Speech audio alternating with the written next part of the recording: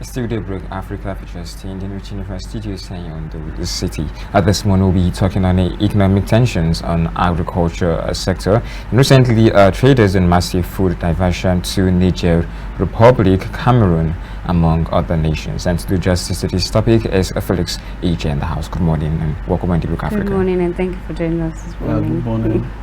I'm happy to be here once again. Anyways, first of all, how do you feel about Naira being on, reducing from 1,800 plus? It's a thing of joy when we hear that Naira is appreciating. Seeing it appreciating is a good thing for us. But why did it appreciate? And can it be sustained? That thing that made it to come down, can we sustain it so that we continue to appreciate? So there are a lot of things that one have to look at. Why did it appreciate? Then what policy actually drive it to appreciate? Where did it appreciate and how?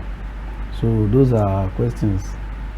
Naira continuous depreciation is from different, as a result of different things that happened, right from the sudden collapse of the gap between the official and the black markets, to the impact of external pressure as a result of petroleum product pricing, to the activities of what is it called, virtual currency transactions, that is the crypto, to speculation. Mainly Nigeria is driven by speculative activities, thinking that things will collapse, then everybody will suddenly start looking for a way to guard their side so that they won't face the loss totally. So this stampede, I call it stampede, currency stampede. So those are the reasons why there is pressure and there is continuous pressure, and also deficit financing that has been taking place over time. That is deficit financing, borrowing, currency printing, etc. The effects, the backlog effect is what we are feeling heavily for now. With all these things, I think I learned recently, government, after a review of the activities of the cryptocurrencies and the impact of sideline transactions, this one is beyond the control of the central bank, because especially those cryptos, you can't easily control. They are not within your coffers. They are not within what you can place policy on, and it will just work out, because it's something that is international and unguarded. So, and the major driver, the Binance, suddenly government said yes. Especially when they notice that even the black markets, usual black market where you have the physical currency, where people go there to buy dollar and other currencies, before they sell now, they want to find out what is happening in the crypto space. So going to crypto space to see, ordinarily the price in crypto space is higher because it does not require any form of a transaction. It's just speculating. The speculative market is always springing up and going higher. So immediately they notice that these prices is being engineered by speculative activities. They decide to say, okay, there must be cap, there must be limit for Binance. Then government have to come up with those issues. I don't know whether there was a ban on it, but I don't think even if there is a ban, there are other alternatives. So immediately this thing happened, traders have to start moving their funds away. So a lot of funds they have, they start trading in currencies available, pushing it away from Binance to other currencies, made the fund available, resulting to a fall in the price. If you check in the crypto space, if you check in the prices within the crypto space, immediately it was mentioned the price went down from about 1,800 to about 1,500. Later it went up to 1,600 again. Now we don't know what will come up the next day. So the federal government is just like everybody, we are at a point that you cannot get a policy that will fit all. So you try a policy, you try an instruction, see how it works. If it's not working, you change it to do another one. Then that is what is happening now. Mentioning it, they are now looking at the effects. Over time, it's a market that is very liquid, that you cannot hold. So the market will still spring up in different directions. I remember there was a time Nigeria tried to place ban on cryptocurrency. It did not work. This one they are mentioning too, it will still not work. Because a lot of people believe that the markets they are seeing is in Abuja and Lagos. But go to other areas, Delta, Edo, Benue, Plateau, even in the north, a lot of crypto transactions. Young men, even businessmen, they prefer a lot of those crypto.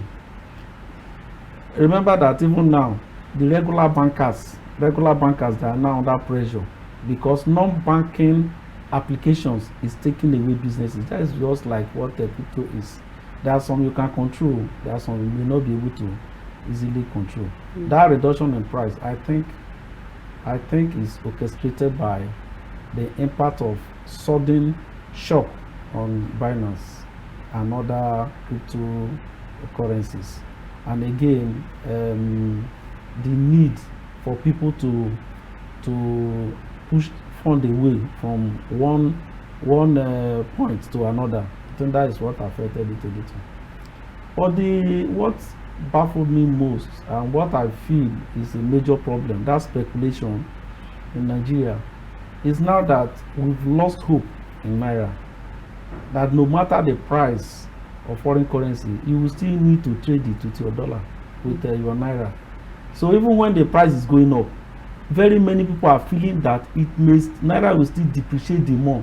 So they want to bring their Naira, they want to collect that foreign currency, not for business at the moment, but they want to keep it at home, knowing fully well that over time, when Naira depreciates, they will bring it out to sell. But do you know what? As they drop it, if you buy a dollar today at 1,000, say at 1,500, you are waiting for it to get to 2,000 so that you sell. By the time you sell at 2,000, you must have made gain of 500. But remember that at that particular time, inflation has also caught up with it. What you are supposed to buy with that $1, at that time it was 1.5. Take that to the market. It will, the 2,000 now, if you take it to the market, it will not buy the same quantity. So there is pressure.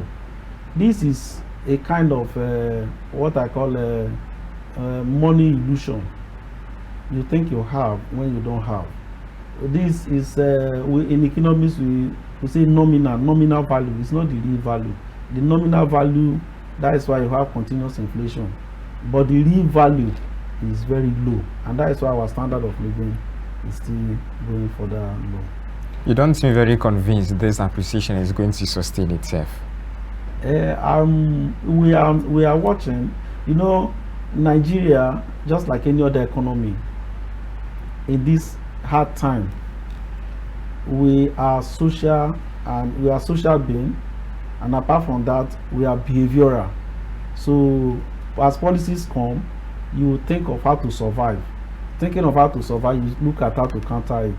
Everybody is planning on how to benefit from it at any particular time. So I don't see it getting fully sustained if we don't jumpstart our productive activities that will be able to trap the funds that are coming. Especially now, we have two policies that are together. You want to control inflation, and the people need food. You want to push money to them. So the two, pushing money to them, will increase quantity of money and supply. Inflation will come up, adding to the existing inflation. Then, if the money you are pushing will enhance the saving capacity of individuals, as at this particular time, the marginal propensity for every individual has dropped, so that has increased. Marginal propensity to consume has increased so much. Marginal propensity to save is so low. When I say marginal propensity, is the urge or the capacity. So when you have like when you have your money like 1,000 naira, there is every tendency that you spend up to 800 naira for food.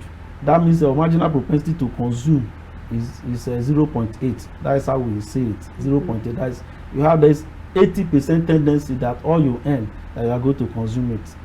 As at now, it's increasing, that by the day, because of inflation and because the quantity of assets and food has not changed, then you notice that our marginal propensity to consume has continued to increase.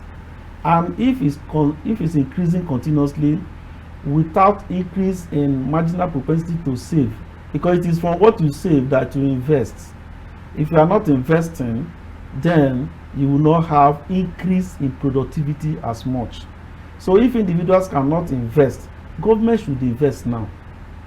If individuals cannot invest, government should invest. Individuals are losing grip for investment. Only very few are able to talk of saving money to invest. As at now, there is a preaching that it doesn't matter, you can go back to your savings, fall back to your savings so that you can survive. As you are falling back to your savings, you are depleting the capacity to invest. And when you are not investing, that means the quantity of goods and services available in the economy will not increase. Even when you have more money, then it will be much money chasing the few goods available. Inflation cannot come down.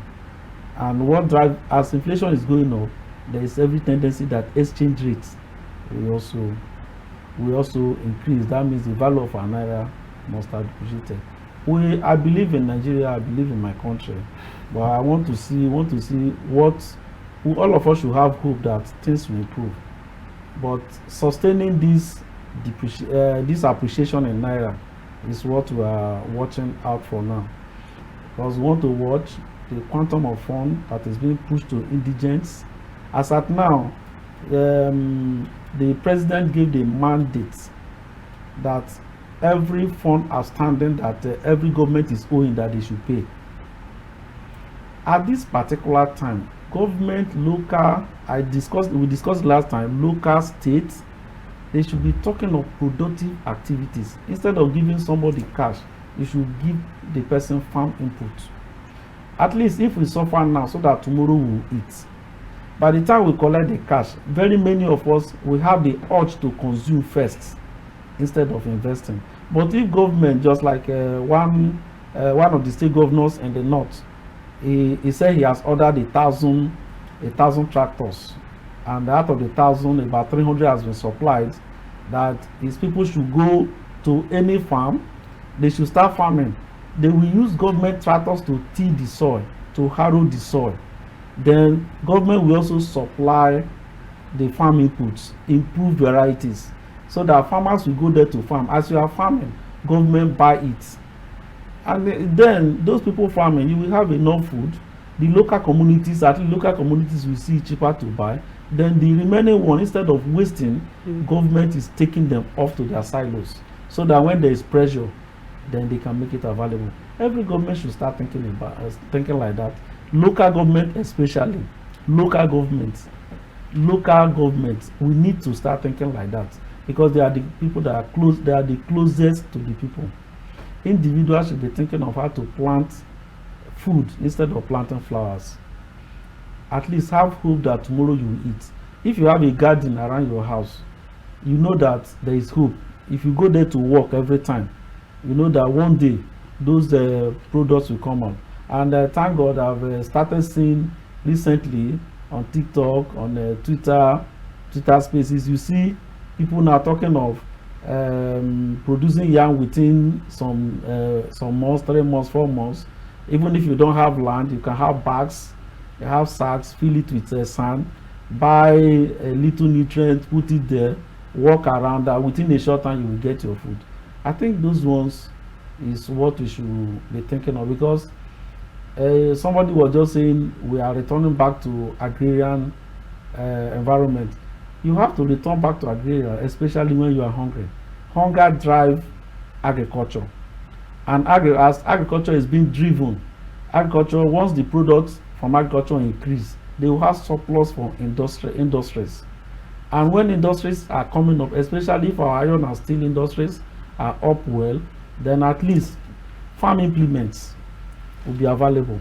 I'm telling you, if we can tackle hunger, insecurity will reduce. Recently, Tinubu recently constituted what you call the Economic Advisory Committee, which included likes of Aliko Dangote, the president of BUA and BUA Group, and then Tony Elumelu, to such persons, gather. Now, the question is this supposed to be a possible way forward, or is it more like the usual storytelling where you gather great minds, and then after the talking, we wonder what has been said? Okay, what are the policies that have been mentioned and implemented, and we are just back to the beginning all the way again. I think it's better to make attempts than to remain docile. Making attempt, gathering them, at least preaching to them, is not all about profits. How do you help the people? There is hunger everywhere. What can we do? It's not only within the country, it's also canvassing, going outside to talk to other economists. Like I think he's planning going to United Arab Emirates next month, telling us on the 4th or so. They want to discuss with them.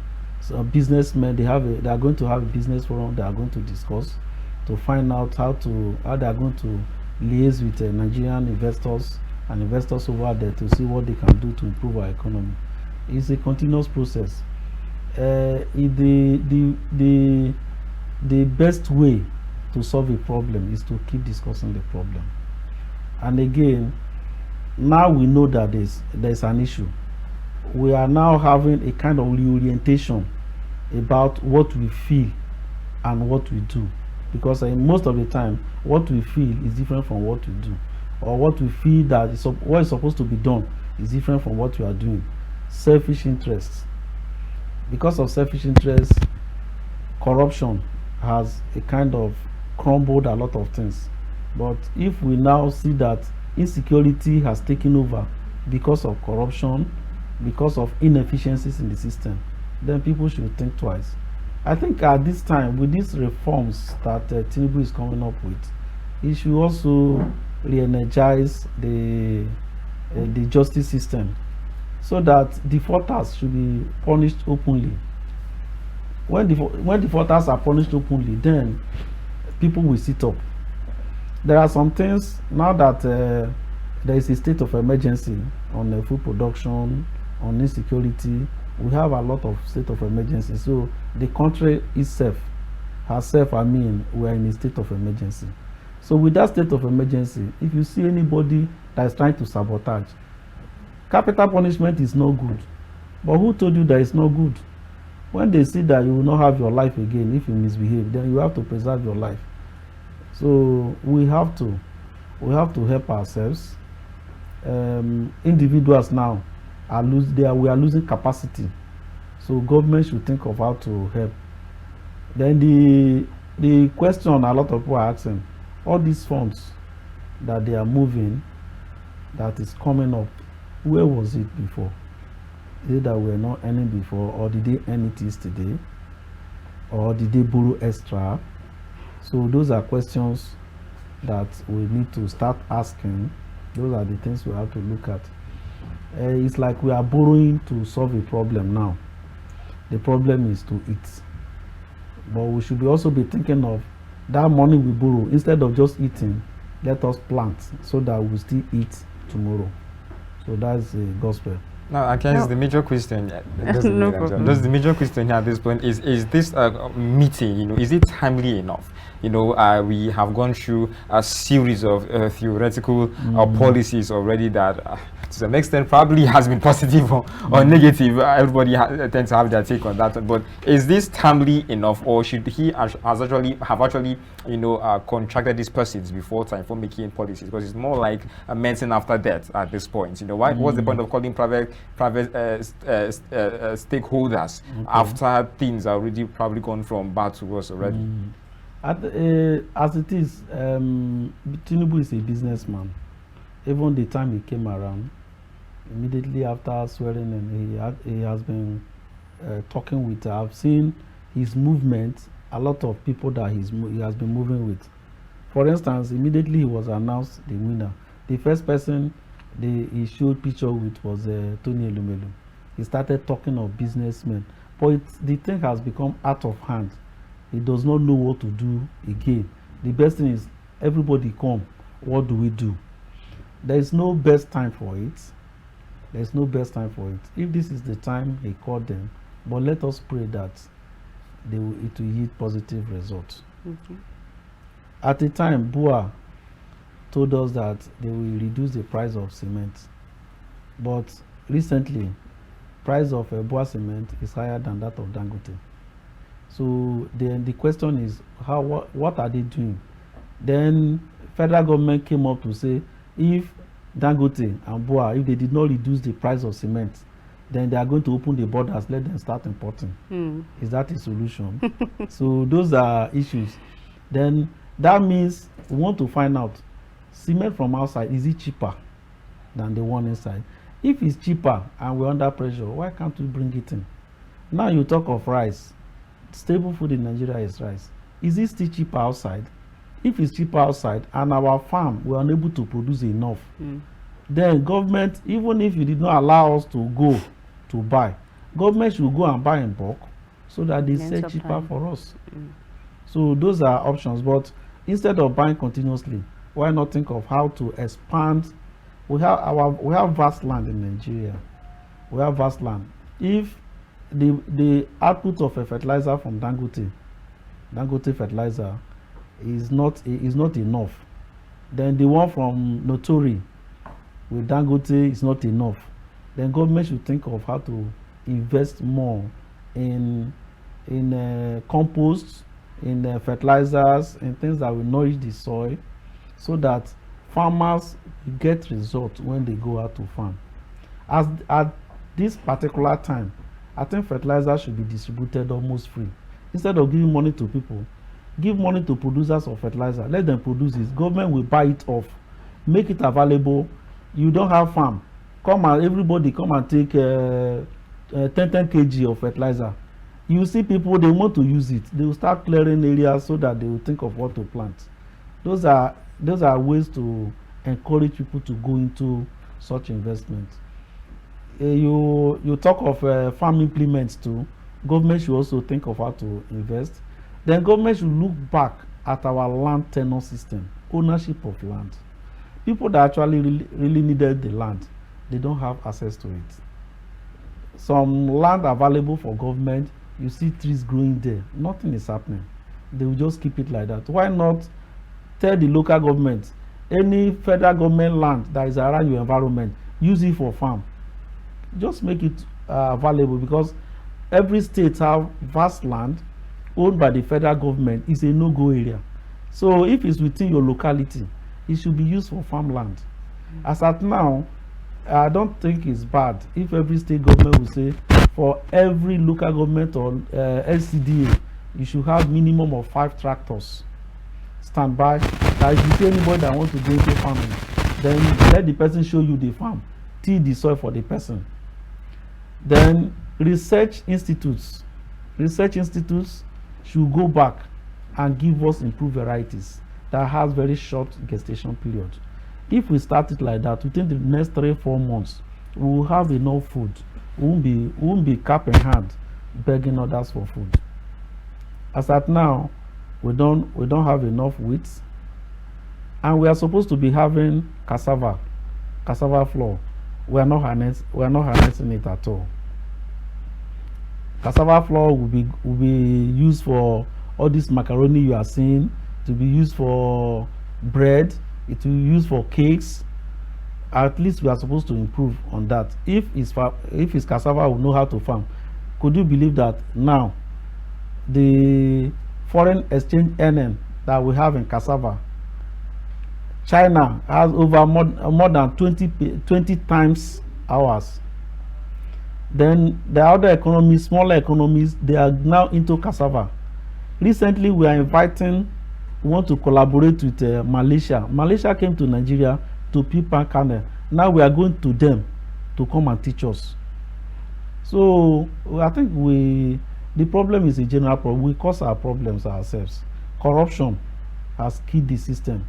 That we need to rethink, we need to relearn and unlearn a lot of things, so that we'll be able to we need to talk to ourselves. I think that is what Tinubu is doing, talking to investors, talking to individuals, And Nigeria is moved by speculation. I've said this several times. What is the Ministry of Information doing? National orientation, what is the ministry doing? They should be talking more, reorienting us. Don't be surprised, many people don't watch televisions again. What they do is going to TikTok, all those social media applications. Then government should go back into social media to disseminate information. They should go back into social media to disseminate information. They can pay for it. Any jingle that they want to sell, let the government pay all those social influencers and make them to pay tax, because it's business. They pay tax very well, then they pay them for what they are doing. Everybody listening, I'm sure all of us immediately we get to the next thing is your food. You want to know what is happening. You don't tune in television to know what is happening again. So gradually we should push information to that end. Let's do it. Then encourage researchers that are coming up with new products that will enhance the system. In all, education, there must be focus on education, because that is the only thing that will bring our tomorrow. If we kill our education, our budget for education is too low. Very many people are dropping out from school. A lot of people in school are unable to feed. Before, state governments give bursary. A lot of state government, they don't give bursary again. I lecture in a school. Sometimes you see some students, they've not eaten for 2-3 days, and they are in school, they are learning. What will they learn? There are some students you look at, you talk with them, after discussing with them, you know that there is pressure. Why won't there be pressure when their parents are under pressure? So if we parents are complaining, what do you expect from our children?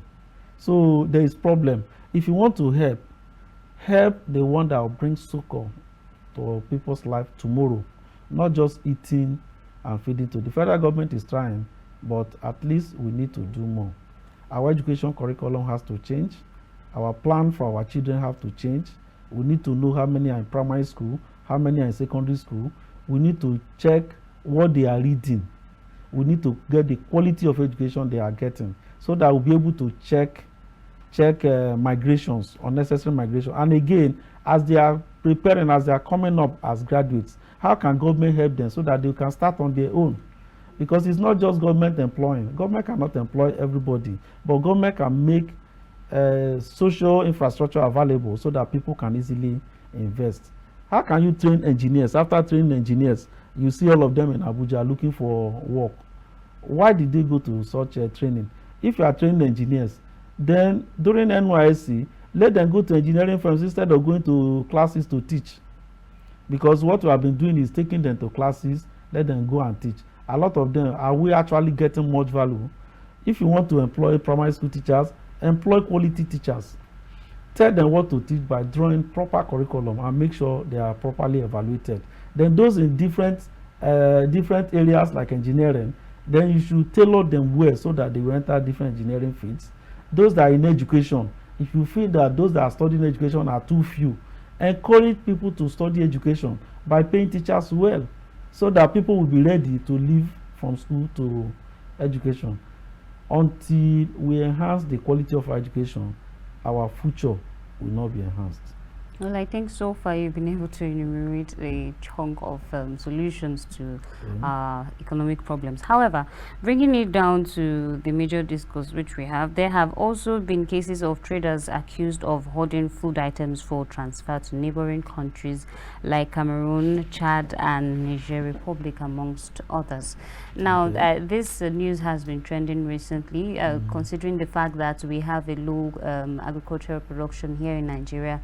And even people who even attempt to keep this up, they get discouraged one way or the other through the issues of insecurity and probably low tools to work with. So what do you think of this particular news? Do you see this in any way probably causing any food shortages soon enough, or they might be able to contain it before it gets out of hand?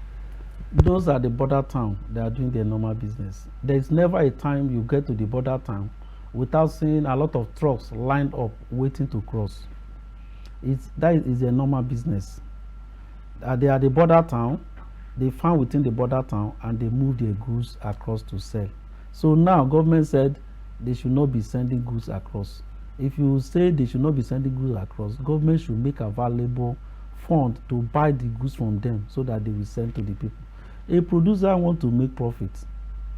If they feel it's easier, like most of them complain that bringing goods inside Nigeria with a lot of security challenges, with a lot of disturbance of the police security men on the road, with a lot of taxes and a lot of things to pay, it's easier for them to cross, and they've been crossing before.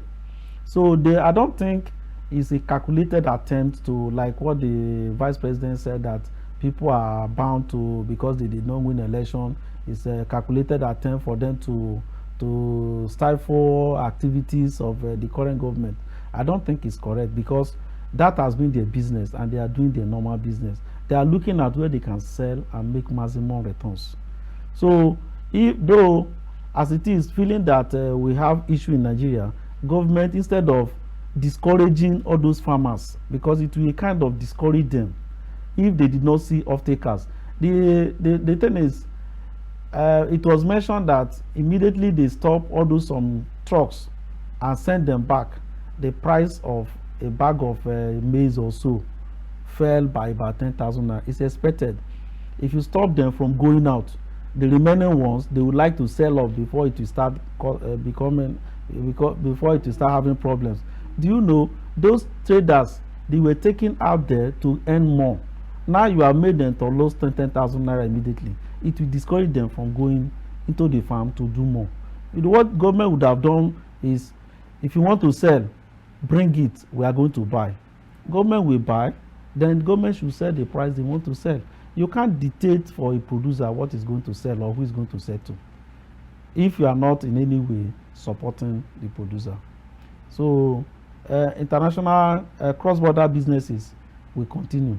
If there is going to be ban, let them ban, and at the same time create another avenue for them to produce or to sell within the Nigeria geopolitical environment. If not, you can't stop smuggling. Smuggling is either in or out. So if you are not buying well from them, they will sell out. If they are not taking the main route, they will take alternate routes, but it will go. If you ban it from coming and it's cheaper still outside, they will look for a way to bring it in. It is in Nigeria now. It's in Nigeria that I see cars flying on top of water, smuggling it from across, because they put it in such a way that logs of wood chain it together, then drive a car on it. A small boat, we put rope on it and fly it like that. It will be on water moving. They will cross. So instead of being under pressure, provide alternative arrangements so that the other side will not become lucrative. As long as it's more lucrative outside, the business will become very liquid. No. Also, okay. Also, as regards the naira, the fluctuation of the naira, many people have already stated it that probably the Nigeria naira free flow policy is one that is actually responsible for what we are seeing now with the fluctuation of the naira. So, what's your stand on it? Yeah, it's one of the problems, not the only problem. Every economy have a way they control their foreign exchange. Foreign exchange policy can come in any way. Collapsing it is supposed to be a good one, especially if we are generating forex. Since we are not generating, the essence of collapsing is it will not yield results. Assuming we are generating, then if we collapse, the one we are generating will have a cushion effect. Again, every economy, one way or the other, they protect or they regulate. You can't leave it totally open. So announcing total collapse is not the best, because monetary policy, that is why there is a CBN. They have to watch the movement so that they know what to do at the time. So within this period, after checking, if it's not working out, CBN can revert. It's only for a period. The collapse is one. The collapse came at a very wrong time, really. Came at a wrong time. A major source of income, foreign exchange is petroleum. That is our petroleum, and we have subsidy, and we consume a lot when we produce little or nothing. So immediately subsidy is removed. It's like tax on everybody. Immediately there is tax, then people have to look for alternative. Speculative activities just come in. Then our naira depreciated. So everything came up at the same time. It's not having a collapse of the difference between official and black market is not the only cause of our free fall. The major cause is speculative tendencies in Nigeria. It's only in Nigeria that you believe that until you are into crypto space that you cannot survive. It's only in Nigeria that you believe that if you don't have dollar, once you have dollar, you have everything. It's also only in Nigeria now, the mortgage markets, in some environment, speculative mortgage market kill a system, but productive mortgage market develop a system. Productive mortgage market is when houses are being constructed, then you are constructing and selling. So when you are constructing, a lot of people work there, they earn from it. It will help redistribution. But where you buy existing and sell, that is rent.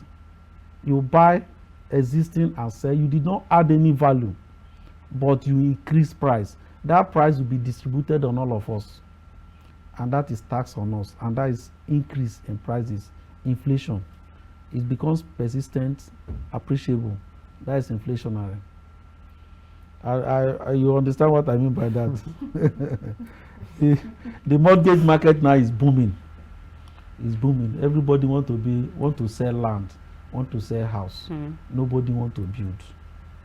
Which one are we selling? The existing. So when you are trading on existing without adding new, you are only increasing the movement of funds in the economy, thereby increasing prices of goods and services. So that's it. Okay, so almost out of time, but quickly, I tend to really ask as to the relationship between Nigerian government and our private sector stakeholders. How smooth has been the relationship over time?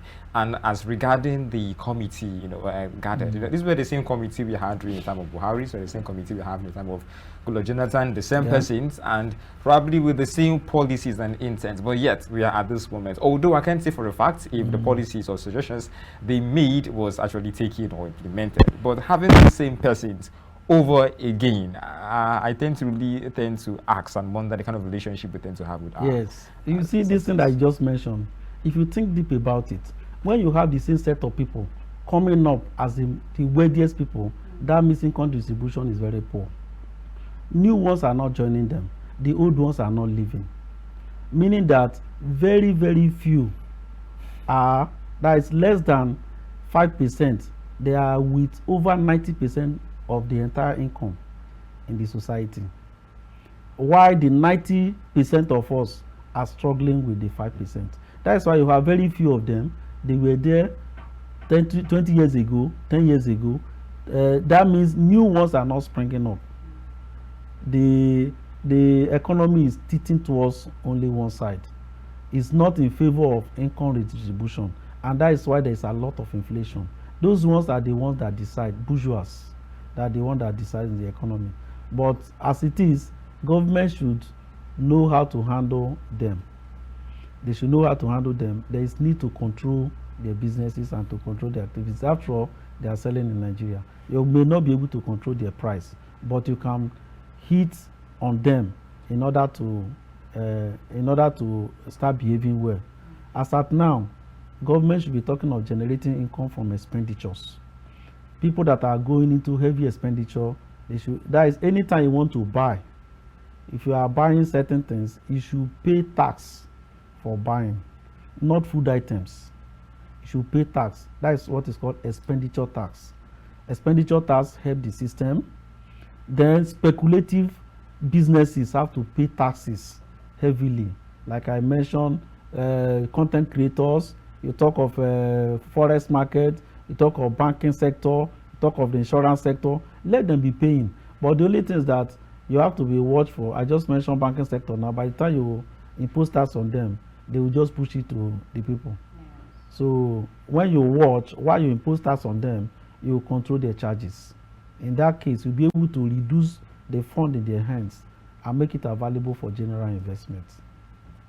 All right, in just 30 seconds before we go, because we're actually out of time, what's your message to Nigerians out there, and probably even the government? I think, as usual, the government they are doing their bit, but we, as Nigerians, we should do our bit. While we are hungry, let that hunger drive us into productive activities. And again, while government is trying to help by pushing funds, they should not be pushing funds continuously. They should be thinking of how to improve the life of people that are coming by giving transfer of investment funding than transfer of funding for consumption. The more we receive money to eat and there is no food on ground to eat, the worse will become. But if government want to help, they should engage the local government, engage the world leaders, engage our community leaders, so that if you send food to a community leader and he embezzle it, the whole community will fight him. But if you say federal government want to supply food, you supply, go back to Abuja, nobody will see you. So give us somebody that we know and tell us what you sent to him, so that he will share it for us. It will become easier and the economy will become better for it. So let's talk of how to invest. Let's individual talk of how to generate or grow food around. And again, government should watch our education sector, fund our education sector, improve our teaching, our learning activities, so that we become more productive in the future. It is not good and never good for everybody to be in school to wait for government to employ them. Thank you so much for joining us on this episode of Daybreak Africa. It has really been enlightening. Anyways, to our viewers, thank you as well for tuning in. And just like he said, and as I usually say, change begins with you, Nigerians out there. So during this period of hardship, it is expected that you do everything possible to, live and, keep being strong. However, we should do it rightly by being productive. That way we'll be helping even the economy and ourselves. And to our government, I think he has already given a lineup of solutions to our problem. However, we keep on keeping our fingers crossed, to hoping that things will get better soon enough. Well, this is where we'll be drawing the curtain for this episode of Daybreak Africa. Till we come your way again, I am Angela Daku. And I remain Ezekiel Ogar.